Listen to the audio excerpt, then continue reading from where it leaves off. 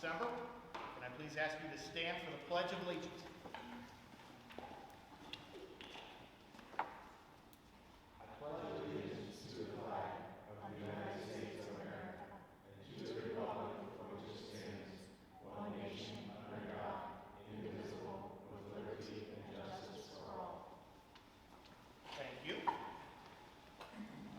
Mr. Schatzer, will you please call the roll? Mr. Brothers. Here. Mr. Cole. Here. Mr. Knight. Here. Mr. Hamilton. Here. And Mr. Schaefer is absent this evening. That's correct. Okay, thank you. We got 4 out of 5 here tonight. All right, I'm going to so move that we adopt the agenda. Okay, got a motion, got a second. Any questions or discussion? All right, please call the roll. Mr. Brothers. Aye. Mr. Hamilton. Aye. Mr. Cole. Aye. Mr. Knight. Aye. All righty, thank you. All right, we're up to item number 5, okay, which is approval of the minutes. I'm going to request to waive the reading of the minutes for the special meeting on November 15th and the regular meeting on November 15th, and approve them both as written. Okay? Is that a motion? Yeah. A motion, Scott? I made the motion, and, Okay. yep. Rich, second? Yep, Dave seconded. Okay, any questions or discussion? If not, please call the roll. Mr. Hamilton. Aye. Mr. Brothers. Aye. Mr. Knight. Aye.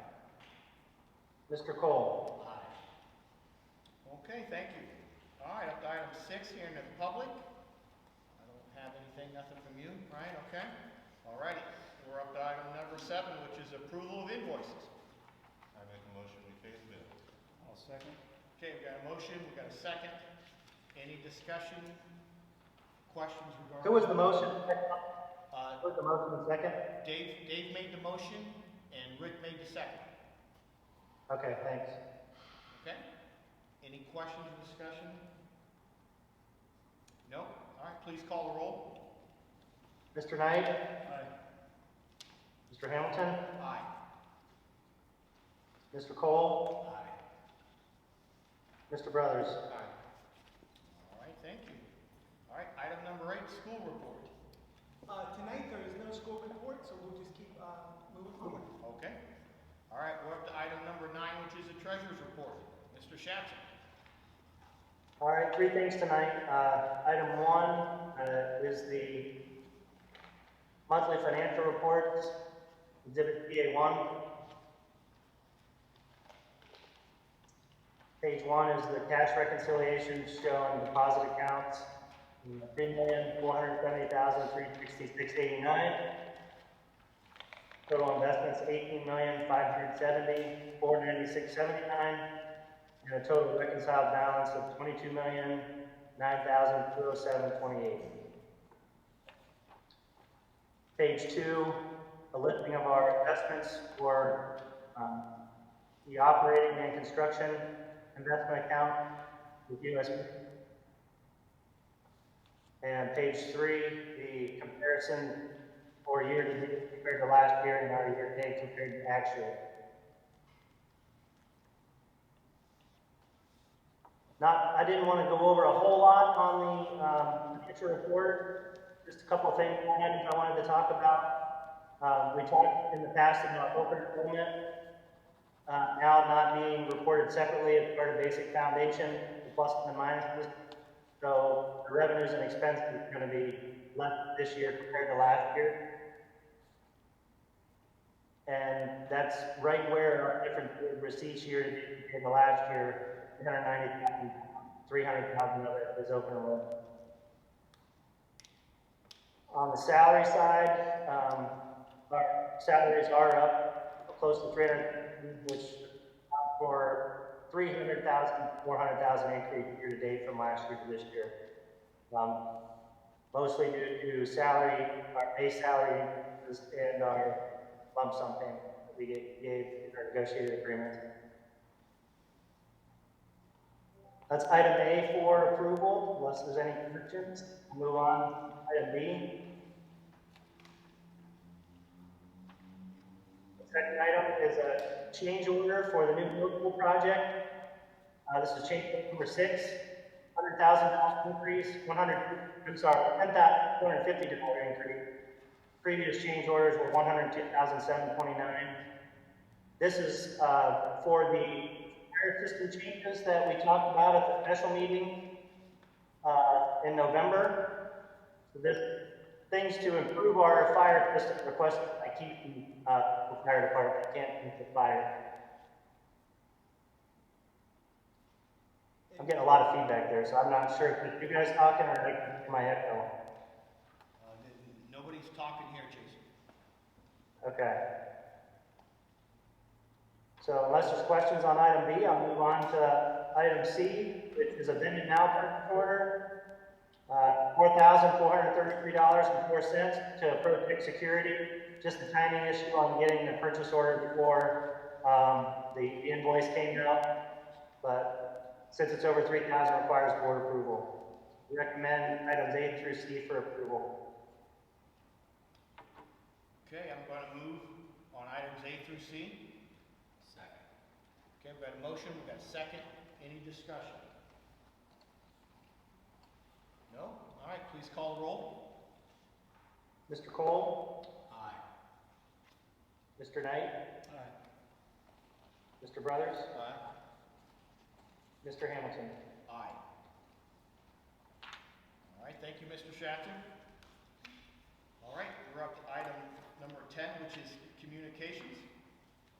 So we're going to start there with our students of the month. So Mr. Brothers, we have both our students of the month here for November. So if you would like, you can pick, and we'll go through both of them here.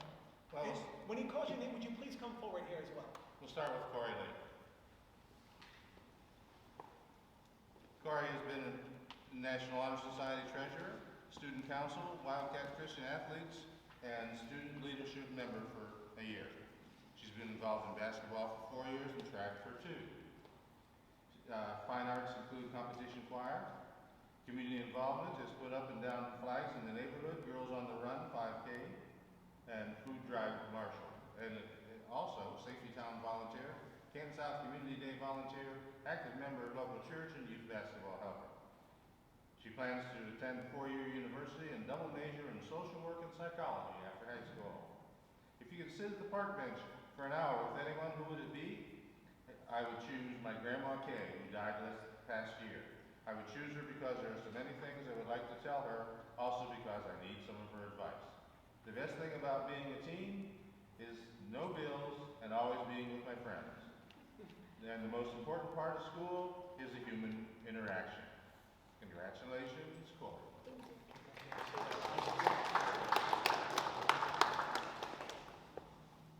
And our other Wildcat of the month is Carrie. Good morning.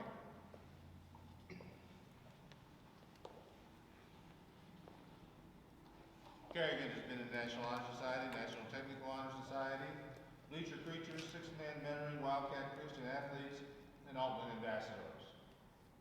She's played volleyball, basketball, and softball, all for 4 years. Her fine arts participation includes graphic design, and her community involvement, stadium cleanup, youth girls basketball coach, safety world helper, softball youth coach, National Honor Society community work, lemonade stand worker, and quarter auction. She plans to attend Tiffin University to major in criminology and play volleyball. If she could sit at the park bench for an hour with anyone, it would be Ruth Bader Ginsburg. She is a strong role model for all women. She continues to influence my life and has always been someone that I look up to. The best thing about being a teen, is having the freedom to choose what you want to do with your life. As teenagers, we have the flexibility to change our minds and figure things out for ourselves. The coolest thing that ever happened in school was the mental health day that the school brought in 2 dogs. The dogs were so adorable and really helped calm me down before exam week. Everyone seemed to really enjoy them, and it was an overall great experience. Congratulations, Carrie.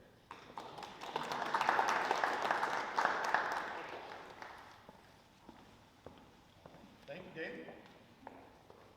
All right, Mr. Yeager, committee reports, you want to walk us through those? Yep, absolutely. Just Hey, just want to say congratulations again to Kerrigan and Corey. Really, really appreciate you guys. Appreciate you coming tonight when I know the meeting was changed.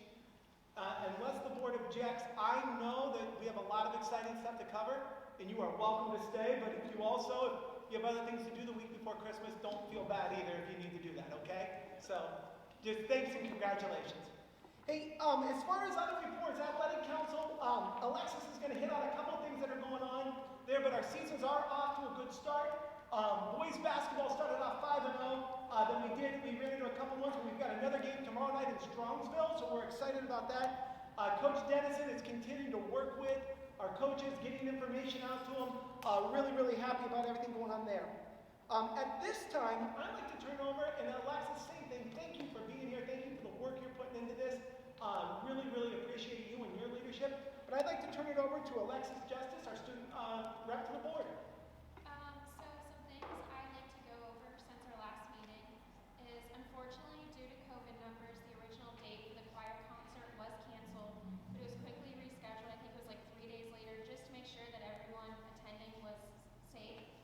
On November 27th, the Athletic Booster Club hosted the annual craft show. Thanks to the administration, coaches, players, and volunteers who came out, it went really, really well, and everyone seemed really happy with the outcome. Last week, the Bleachers Creatures Club put together a spirit week for students to send off Christmas break with things like ugly sweaters and fuzzy holiday socks, which everyone liked. Also, students from both Alban Ambassadors and student leadership helped put together a stress-free day on Friday that involved both teachers and students having a little bit of a relaxation time. We had things like dodgeball, snacks, and a movie that let everyone relax a little bit to send us off for Christmas break. Student leadership and NHS also helped with the Adoptive Family Project to help buy and gift clothes and toys to children who cannot afford Christmas presents. I know it helps a lot of families around here, and it was really a fun thing to do. Recently, many guest speakers such as Lamar Sharp and Robbie Dale have come in and talked to students both about college, careers, and their own personal success stories. I know a lot of CTE students have gone to hear those, and I personally heard that schools like Jackson and East Canton, those like that, don't really have experiences with things like that. So I know it's been really helpful for our students to hear. We also hosted a college panel this past Thursday with alumni from Canton South and also CTE students that went to Canton South. And they just talked about things like college and FAFSA and staying in dorms and apartment life and stuff that we don't really get to hear about too much. And when we do return to school, we'll be taking all of our exams for half-year courses and midterms for year-long courses. The exam dates right now are scheduled from the 5th through the 7th, and then also from the 10th to the 12th, and we do have a makeup day for any students that can't make it for those days. And as for the athletics, our wrestling quad that was originally scheduled for Wednesday has been canceled for middle school. And tomorrow, our girls basketball team has a makeup game at Glen Oak at 1:30 against Washington Courthouse. And that's all I have. Quite a bit, thank you. Thank you very much. I just can't compliment enough, and I know Trevor couldn't be here tonight, but what Alexis and Trevor are doing and their leadership, and just really, really appreciate it. Excellent job. Just a couple things to throw in there. Just like Alexis said, Crestview canceled their game with us on Thursday. Already, Coach Dennison and Craig Leeser working together. We're able to get into the Plain Local tournament, Glen Oaks tournament that they have going on. So Coach Wackerly, they were able to get in there with them, and they're going to be playing a game at 1:30 tomorrow. So that'll be exciting. We'll be able to get in there. And then this is how quickly it changed. At about 5:30, when I got that call, we were playing Mansfield. They backed out or canceled out. I don't know why. And so when Alexis and I were talking about 10 minutes before the meeting, Washington Courthouse is who we play. So it'll be exciting on that. As far as facilities, I'd like to invite everybody to get an opportunity to walk down towards the gym. Just hung up today. We have the old CS from the Red Ash Gym that has now been framed with old bleachers from the Red Ash Gym hanging up outside of the new gymnasium. Mr. Knoll and our maintenance crew did a great job of getting that up. Right beside that, guys, we have had, I know I talked about this, but we have had so much success with the Hall of Distinction, the touchscreen that we have out there. We are now going to include academic and athletics with that as well. So just to give you an idea, there'll be another TV screen down here on the main end, touchscreen. I have a meeting on Wednesday with Mr. Knoll and a company about that. But down there in the athletic wing, there's going to be able to click on there. We're also going to include the arts on this as well, so we can click on past plays and see a picture of the cast in Mamma Mia. You can click on athletics and see, okay, here's the current boys basketball team, here's the current girls soccer team. Let's click back and go through others. Let's look at the record boards. Anyone that's been an athlete that played at the next level. So if you'd want to look there and see that Gerald Robinson played at Michigan, unfortunately, you'll be able to see a picture of him. Boom, and you can see, and we're going to do that for every single sport. It's just a way to recognize our kids and honor our tradition and our history. But that just got hung up. I'd like to have you, if you get a chance to go down there. All other facilities, we have a lot of stuff that's going to be coming up. We'll keep you up to date in January and February with some of the updates that are coming there with the new buildings and everything, okay? Finance and audit, I know I skipped one, I'm going to come back to it. I don't think, Jason, just to make sure, is there anything you want to add in on that? Nope. Okay. So at this time, to do our curriculum and programs update tonight, we have our Director of Special Services, Mrs. Victoria Hesse, and she's going to talk to you just a little bit about the current state of special education and the IDEA money and everything that goes with. So I'd like to hand it over to Mrs. Hesse here. Go from there. Thank you. Good evening, everybody. Thank you very much for giving me the opportunity to talk tonight. I haven't had the opportunity while we've been here, or while my tenure has been here at Canton Local, to address the board, but to talk about the good programming that we do have going for special education. COVID's kind of gotten in the way, is that other hat that I wear, that I haven't been able to put these types of presentations together. Tonight, though, serves two different purposes. There is a requirement when we are using federal funds to solicit information or to share information about how we're going to be using those funds through IDEA and those federal education program monies. The ARP or the ARP IDEA monies that we are going to be receiving for special education is one of the things that I want to talk about. But before we talk about that, I would like to be able to just share the current state of our enrollment for special education. I shared with the community the sheet that I'm going over as well as with the board so you can see the numbers that I'm talking about. Right now in the district we have 349 students that are identified as a student with a disability. Please, tomorrow, probably not tomorrow because we're on break, but the day we get off break, that number will change. That number is ebb and flow with all of the evaluations that we do depending on who qualifies, who is exited from services, or if we have a new student. So 349 just happens to be that number as of today. You can see the breakdown of how we have the population throughout the district in our 3 buildings as well as with our preschool. And one of the things that I wanted to state, because I wrote next to Canton South High School, grades 9 through 23, that is not a typo. 23 is considered the grade level of any student that participates in programming past their 12th grade year. Any student that is a student with a disability is allowed, does have that ability to stay in programming up until the end of their 22nd or to their 22nd birthday. So those students are denoted as 23 whenever we're breaking down our population. Those students may have met graduation requirements, but are not quite ready to go out into the community to be able to work or to engage with other adult activities, so they can stay in school to work on those transition activities. Preschool, I wanted to make sure that I explained the itinerant population there. I say that we have 33 students that are identified as preschoolers with disabilities. 24 of them are served within our SKIP program.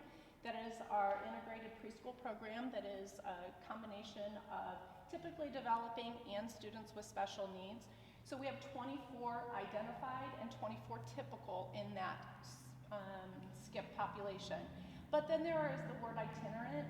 Itinerant are those students that are served in other types of preschool programs. That could be in our ECE program, which is our early childhood education grant, or students that are in outside community participating in like childcare situations or their preschools. So our individuals, our staff go out to serve them, or it could be an appointment, maybe that a parent brings a child in to actually maybe get their speech therapy or somewhat of another related service that is necessary. So the itinerant are not on our rolls in our classrooms. They don't take up a seat, but they are still students with disabilities. And we have to serve them, 3 through 5-year-olds. We have students that are open enrolled, court placed, homeschooled, and through superintendent agreement. So we have 30 of those students, and those are all in neighboring districts. Stark County DD, we have 7 students there. They're our most intensive programming. And then we do have students that are placed out of district, and I'm going to talk about that a little bit later too. We do have 13 students. These are students that their intensity of programming is so significant that we do not have the supports here in district to maintain their services. So we contract with an ESC or another program. Often these are students that are on the autism spectrum or other significant behavioral concerns that it isn't appropriate for them to receive their specially designed instruction here in the district, but that's always based on parent and team decision. So right now we have 13.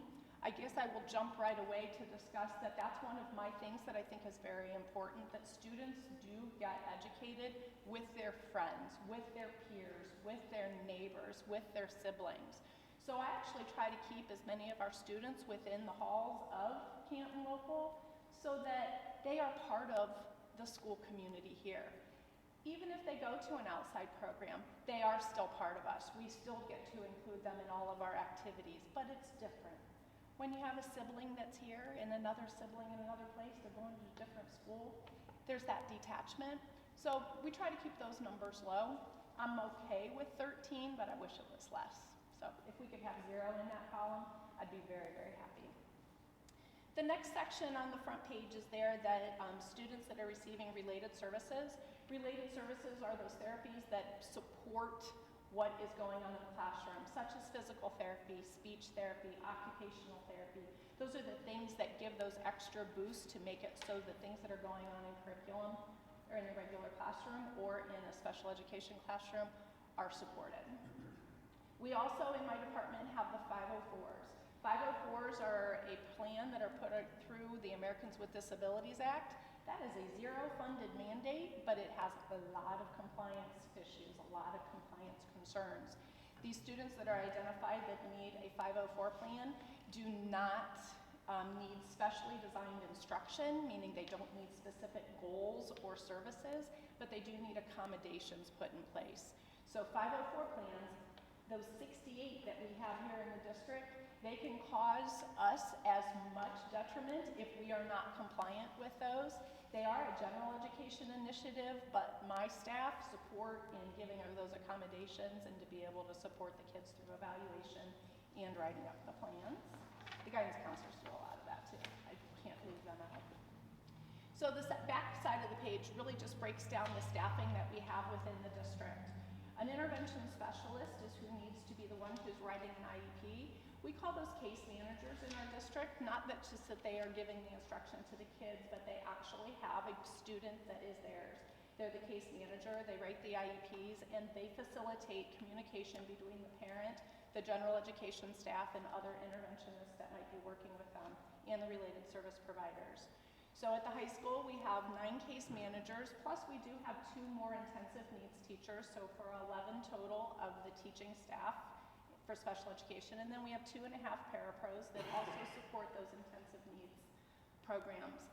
One of the laws for special education is that an intensive needs classroom can have up to 8 students, but that has to have 2 adults, 1 intervention specialist and 1 parapro. So you'll find when we are doing our staffings that an intervention specialist that is in the intensive needs classroom is a full-time parapro. They are not a 5-hour or 4-hour that we have. At the middle school, we have 7.5 case managers. That's because we're sharing one of our intervention specialists as a general education teacher also in the 6th grade level.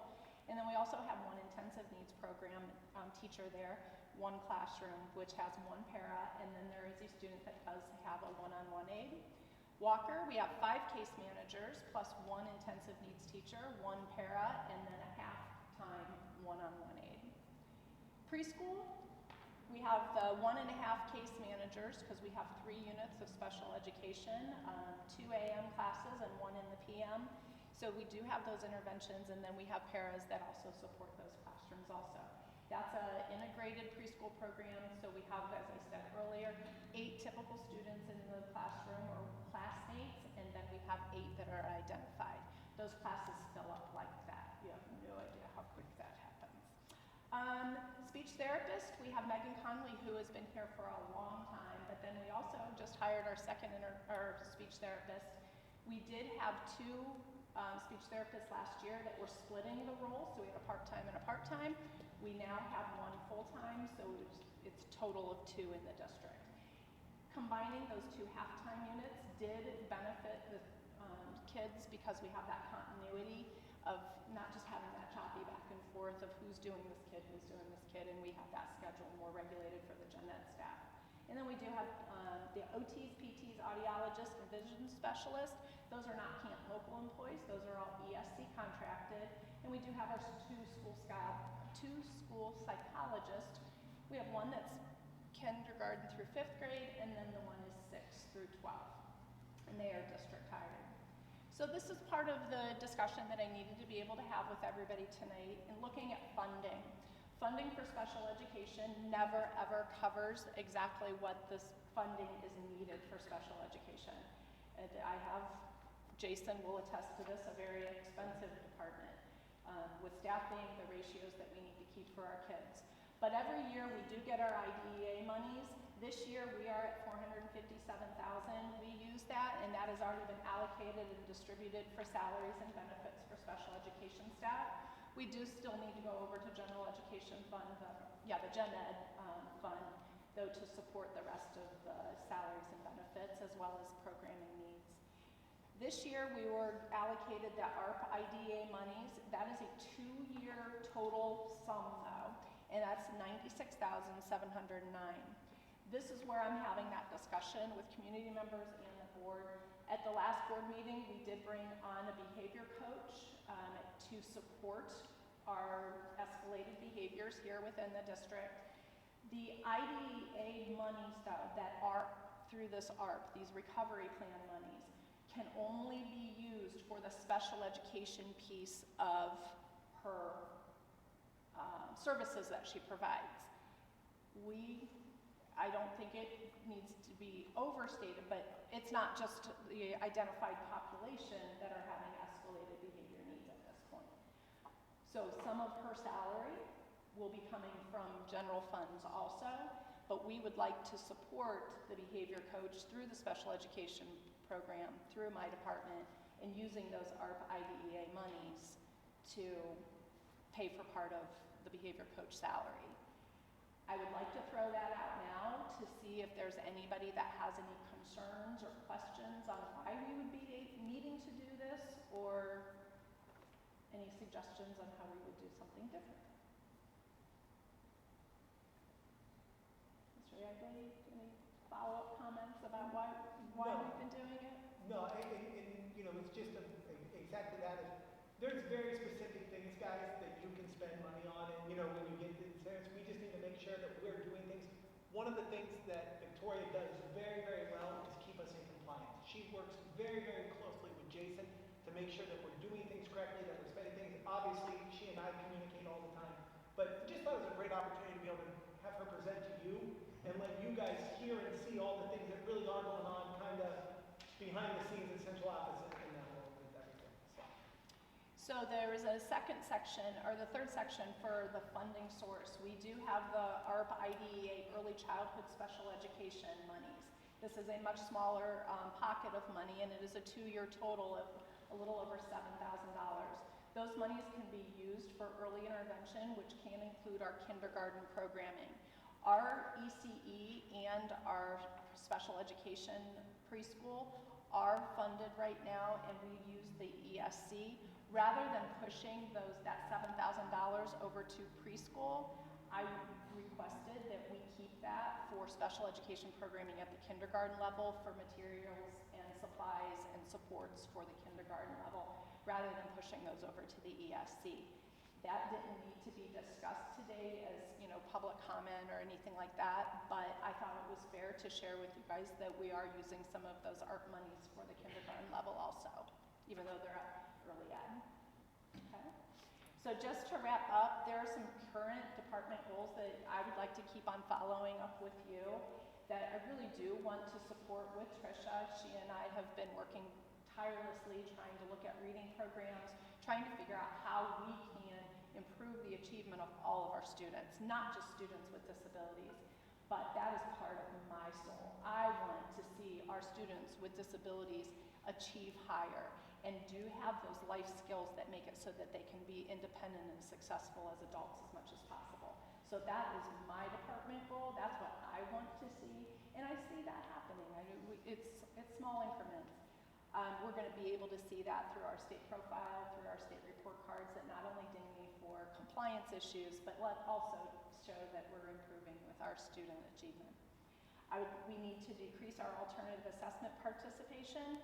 That is to satisfy a state requirement. We have been above and beyond what we were supposed to be for the past few years, and we are decreasing that. Like this year's report card should show a drastic drop in that by just us following guidelines that we needed to be doing.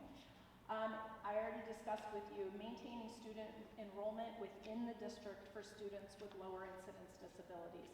I really want our students to be able to be served here in our own home schools with our community, with our siblings, to be able to be right here at Canton Local. We don't want to keep on pushing kids out if we don't have to. That's important to me. And we need to decrease our overall identification of students with disabilities. Up at the top on the front page, I did share we had 349 kiddos, but that's approximately 15% of our population. That is comparative to the state average. But we are not, and we should not be thinking ourselves as we want to be the state average. The state wants us to be between 10 and 12%. That is an appropriate number to have. 15% is when you're comparing yourselves to a lot of the big schools. So 15% is our current number is too high for me. So what we're doing is looking at our evaluations, we're looking at our eligibility, we're looking at our tier 1 instruction, that core instruction that everybody gets, and making improvements to that so that we're not jumping to identifying a student with a disability when it's not necessary. So that's what I thought I would like to share. I'd love to be able to do this more often, not every board meeting, but more often to give everybody updates on what we're doing in our department. Any questions? Thank you very much. Anybody have any questions? Thank you. No, we're good. Yeah, thank you. Thank you. Okay. Guys, as I go into my superintendent's update here, I do just want to say, I cannot thank enough Victoria, all of our staff, just for the work they do, the amount of work and compliance, but it's more than that. I think you can see she has a heart for trying to make sure we're doing everything we can for our kids, and I really appreciate that. One of the other roles that Victoria takes on for us is also as our COVID coordinator. And that is a role that nobody signed up for, nobody applied for. That is a role that you got assigned, and she's done a wonderful job. I gave everybody the updates, and for those of you that are out there, I do have more of these if anybody would like to see, but I just always want to be transparent with where we are. We have 186 confirmed cases of COVID within Canton Local Schools. That is up 62 since our last board meeting, which was 5 weeks ago.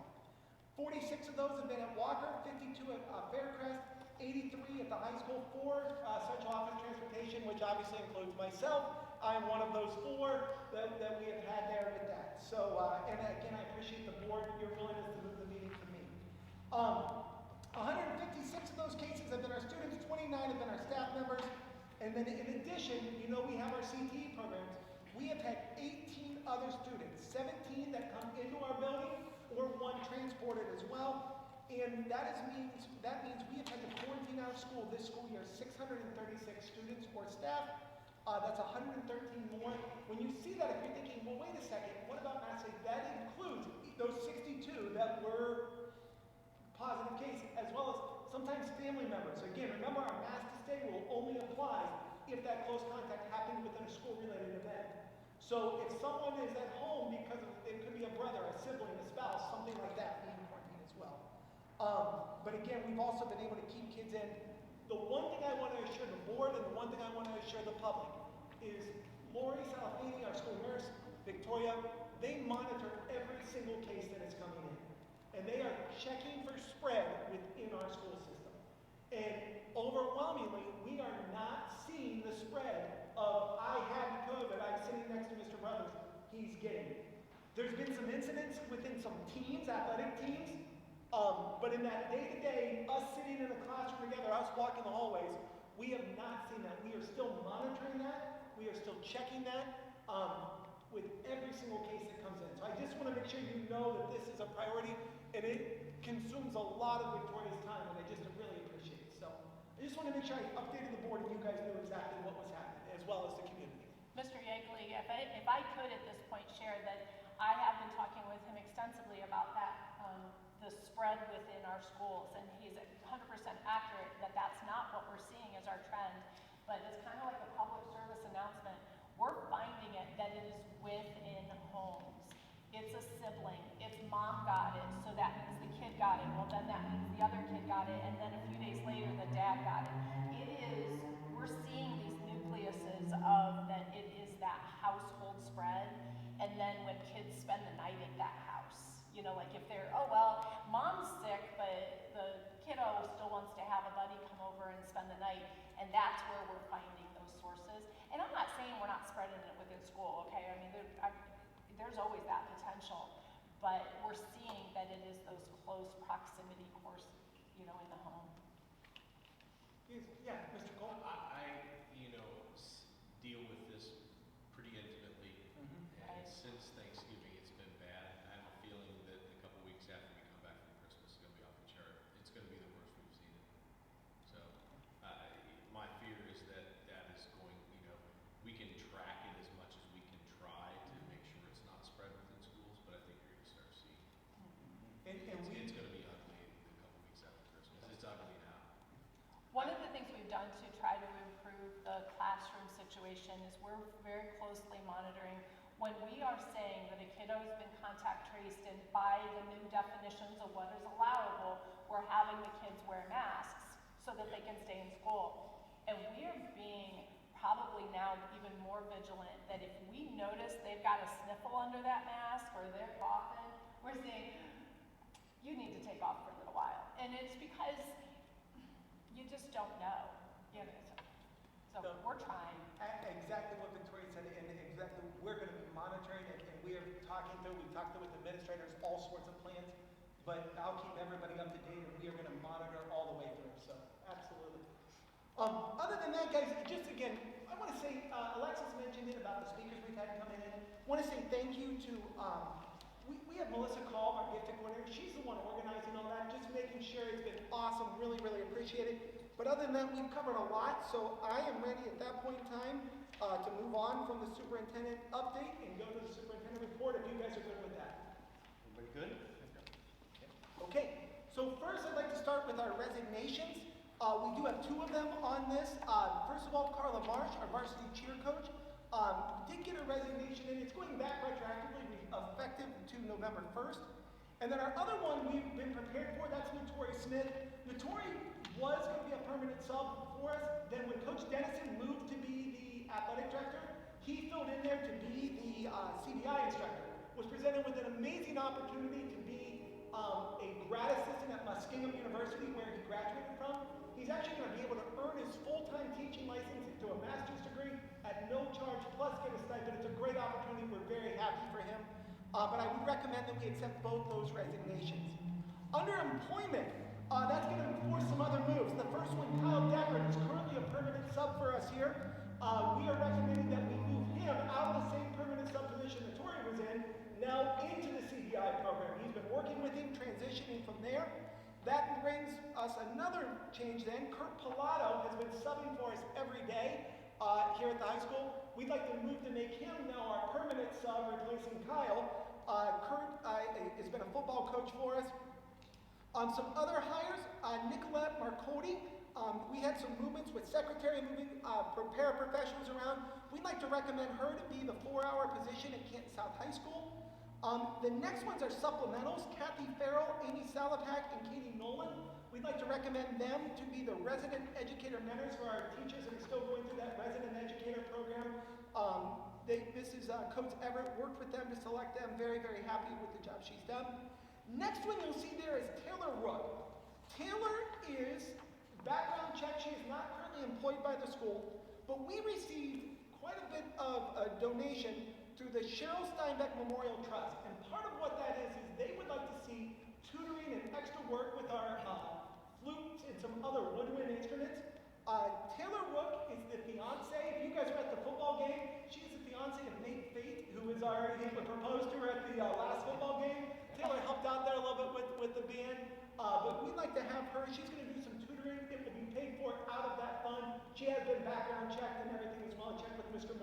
we're all good with that.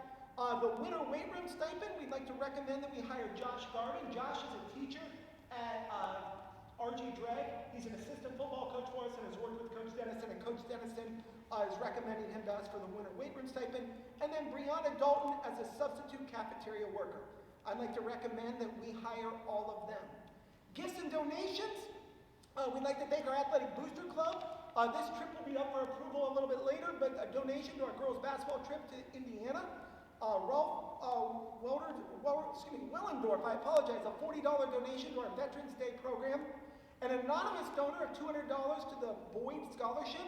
Alicia Minor, $50 donation to the construction trades. The Scott E.D. Hamilton Foundation, a $500 donation to our girls basketball program. Glenn Black, a $10,000 donation to the Cheryl Steinbeck Memorial Music Trust. Guys, that's what I was just talking about, is helping to pay that tutoring money as well for extra instrumental. Nancy Snyder, a $500 donation to the Thomas and Dorothy Babick Scholarship Fund. Ekiger Construction, a $750 donation to our Altman Ambassadors Program. And Michelle Conrad Helms, a $20 donation to our Graphic Designs Program. I'd like to recommend that we accept those as well. Next is our organizational meeting for the start of the next year. It's always customary that we have set the date of the second Monday in January. This year, that would be January 10th. We'd like to recommend that we set that as our next meeting. I see Mr. Cole shaking his head there. Is that a... I'm on fire. I'm on ship then. Well, we can take a look, then as soon as we get done, do we want to discuss that now, a different date? It doesn't matter to me. I can't be here. Well, I'd like to make sure. You want to move it? We can do it the 3rd, the 11th. If we want to do it on Tuesday, we can do it, or we can back it up a week. It doesn't matter to me either way. So the We have to, go ahead. we have to hold it by January 15th. Oh, so glad. Okay, prior to January It has to 15th? be by the 15th. Yes, yeah. So you say you're good on Tuesday? I'm good on Tuesday, the 11th. Yeah. We're looking out here now. Are you guys good on? You guys good? Tuesday the 11th? Okay.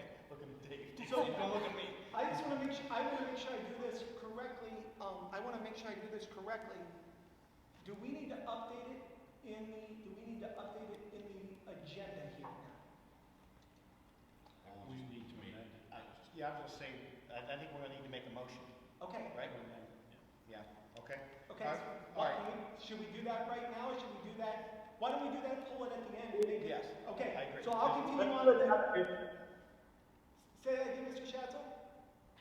How about we do it in other business, we make a motion to set the meeting date and remove it from the agenda here. Okay. Even better. Okay. So when we go to vote, we just need to remember to scrap item B. Okay. Thanks. Yep. Okay, perfect. All right, so moving down next, board policy adoption. Board policy adoption, guys.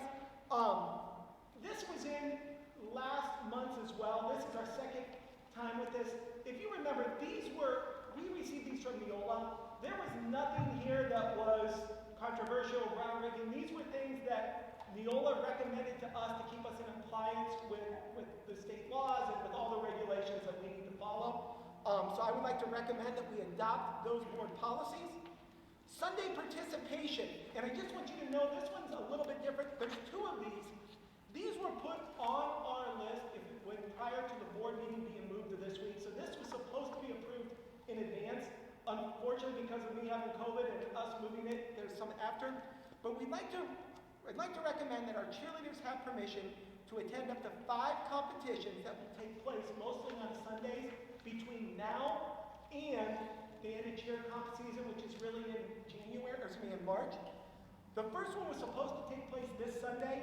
We ended up not participating. Coach Dennison worked with our cheer coaches. We were not quite ready with some of the things, so we did not participate in this Sunday's cheer comp. But I'd like to recommend that our team have that possibility to do so, and I do know that a lot of cheer comps are on Sundays. Next, our overnight trips. Mr. Boldazar would like to take our kids, just like we've done other years, to the 5th grade trip, outdoor education at Camp Elkhorn, May 11th and 12th. There'll be no cost to the board on that one here. Our girls basketball coach, Craig Leeser, submitted his request for our girls. This is a very cool opportunity to play at the Hoosiers gym, where they filmed the movie Hoosiers. And so our girls basketball team's gonna have an opportunity to go. Really excited about that. That'll be January 14th and 15th. This is another one that I just talked about. This was originally submitted to us for that December meeting that got pushed back. But Coach Joe Rutherford submitted a request to the athletic department to attend the Hopple Wrestling Tournament, which was this weekend, and then also on the 4th and the 5th in Canal, Winchester. And I'd like to recommend that our kids have that opportunity. Again, I know that this one they already did participate, but it was supposed to be on there prior to the board meeting getting moved. Moving on to item H, resolution. These next ones involve the new school. We'd like to make a resolution. We discussed this at our special board meeting that the Faircrest Middle School now be renamed at the start of next year Faircrest Memorial Elementary School. Resolution I, the name change of the Canton South as we build the new middle school. We'd like to recommend, again, this was what we discussed at the November 15th meeting, that we do a resolution to name it the Canton South Middle School. And then finally on these ones here, a resolution to request bids, this is item J, through our construction manager risk agreement with Beaver Construction for the demolition and abatement of Walker School Building.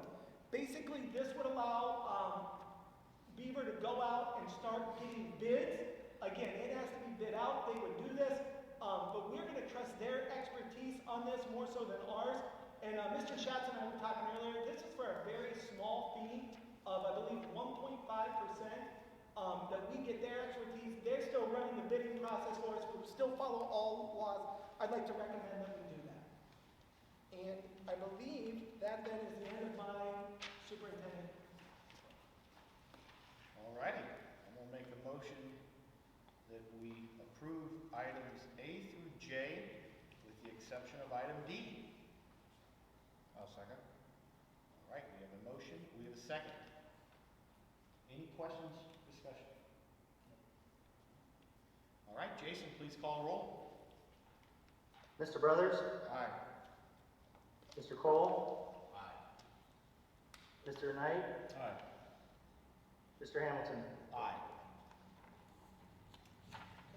Brings us down to informational items here. Yep. So we're down to the informational items here. We'll talk about board concerns, anything legislative? Just two things, and they're really only in the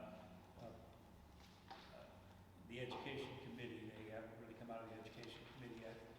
House Bill 497 to eliminate retention under the third grade reading guarantee. So again, that's being proposed and in committee. So we'll see how that plays out. And then House Bill 492 requiring school athletic coaches to complete mental health training. They go through if you're going into coaching, there are several classes you have to take, and this would be in addition to those classes. So again, that's still in the preliminary stage in the primary and secondary education committee. So we'll just see how that transpires. That's all I have there. Okay, thank you very much. All right, we're up to item 12, which is questions pertaining to the agenda items and board actions. Anybody have any questions from anything we've talked about tonight? No? Okay. All right, we are into item 13, which is other business. Yep, so I have a couple things here. First of all, just the Business Advisory Council, guys, that was included in your packets. That is, again, we've talked about this, but that's a service provided by the Stark County ESC. They meet with business leaders from around Stark County. I just would like to remind everybody that as we move into January, we're going to start our move into our strategic plan. And one of the things I would like to do in that is invite in local businesses, to give us some more feedback. So I just want to make sure you know that we are planning on doing that end of January into February as we get started with that as well. I don't know if we want to add that in there right now and do that, and I have one more thing afterwards, but where we would set the board meeting there. Yeah. For the organizational meeting. Yep. I know I'd like to make a motion that we have our annual organizational meeting on Tuesday, January 11th, 2022. Second. Okay, we got a motion, we got a second. Any questions or discussion? No? Okay, Mr. Schassel, please call the roll.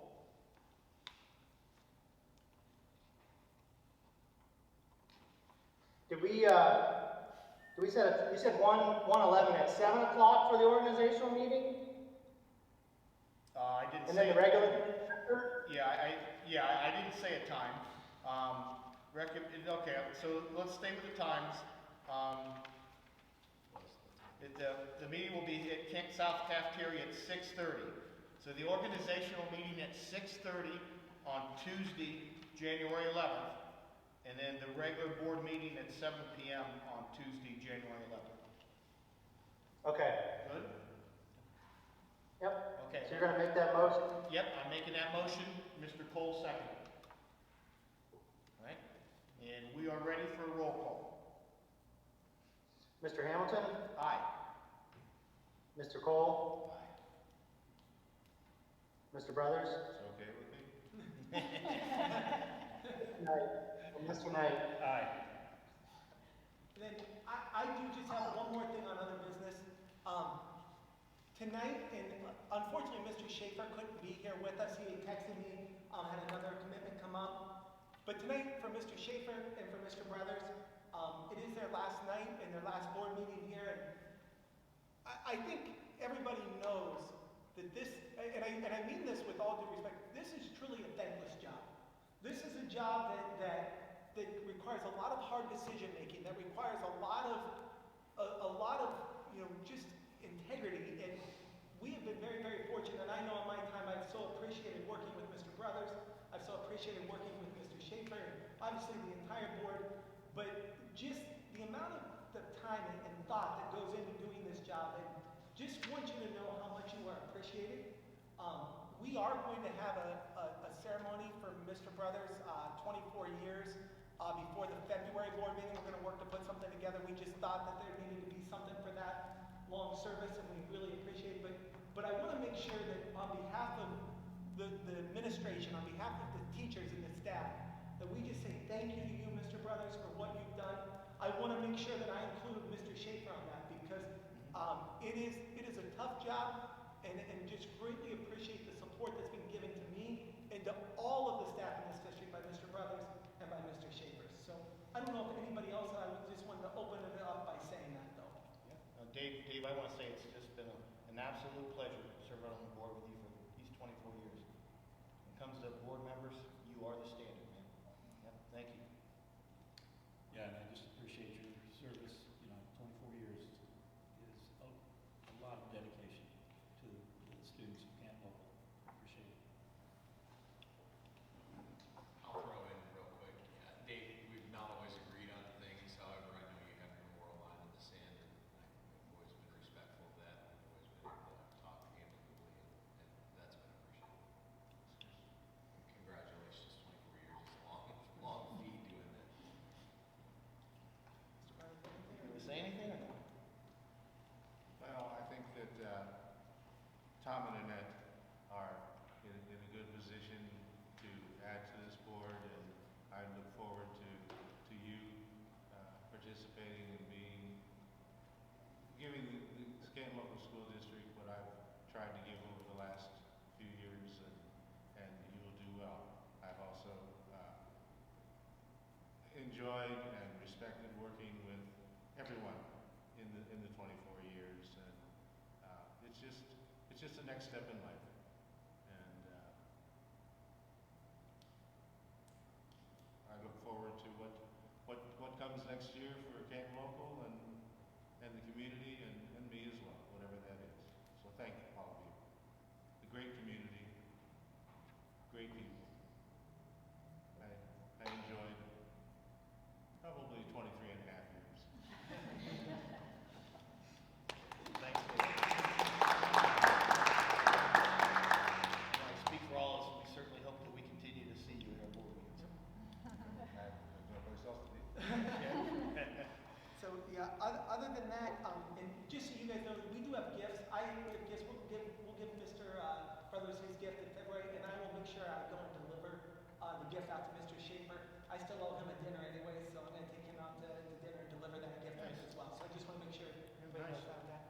And then Anything else for other business? nothing else for other business. I don't get it, did it? What's that? I don't get it, did it? Absolutely. I know him too. He's here with everything. So. All right, we're on item executive session. All right, I'm going to so move that we go into executive session to discuss personnel, and we do not expect any action to be taken. Second. Okay, got a motion, we have a second. Mr. Schatzel, please call roll. Mr. Brothers, Aye. Mr. Hamilton, Aye. Mr. Cole, Aye.